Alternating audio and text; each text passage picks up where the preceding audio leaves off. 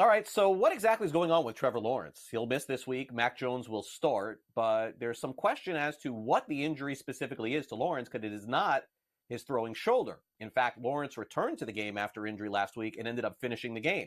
So why is he not playing this week, and what exactly is this shoulder injury? Let's check in with Dr. David Chao on the latest.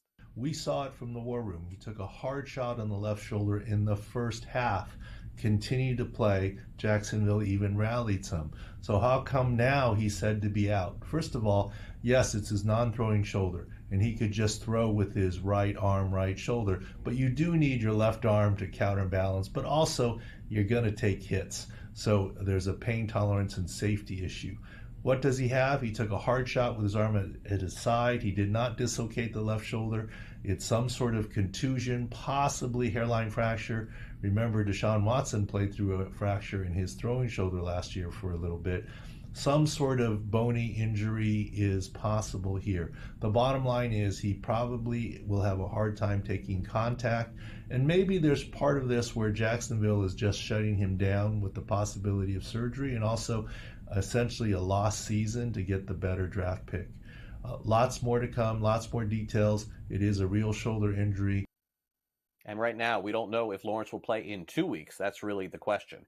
There's a very big question surrounding the Dallas Cowboys quarterback situation. We know Cooper Rush is going to start this week, but is there a chance that Dak Prescott returns at all for Dallas this season? Let's check in with Dr. Chow on Dak's hamstring injury. Most hamstring injuries involve the muscle. This involves the tendon at the knee.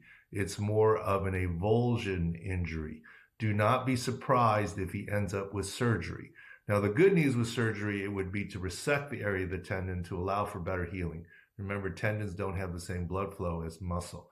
It's not surgery to reattach it. Surgery would not end his season, but it certainly would be IR. It's typically 6 weeks. At week 10, that doesn't leave much room for a return. If the Cowboys can stay alive, Dak can come back this season.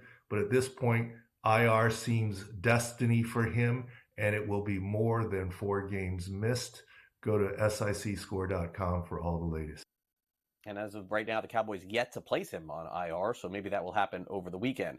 Speaking of IR, he's coming back off IR. That's Christian McCaffrey, the running back of the San Francisco 49ers. What can we expect with McCaffrey as he makes his November return?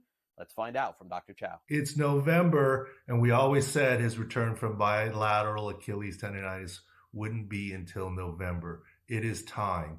His practice window is open, and barring a setback, he will play this week, week 10 for the 49ers. Workload is a different question. Jordan Mason should be healthy from his AC joint. Maybe he's the primary running back, and CMC is used on third downs. Doubt that he's going to take 60 snaps in his first week back, but it's still great to have him back.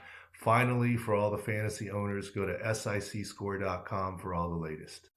All right, and finally, we get to the Philadelphia Eagles injury status updates on their great wide receiver, A.J. Brown, and tight end, Dallas Goddard. Some optimism for Eagles pass catchers, A.J. Brown and Dallas Goddard. This is Dr. David Chao, Pro Football Doc at SICScore.com.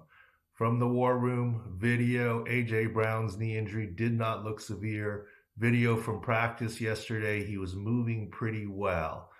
Limited practice, but still moving pretty well. Think that he is likely to play against the Cowboys. And Dallas Goddard has a realistic chance to return from his hamstring injury this week for the divisional matchup as well.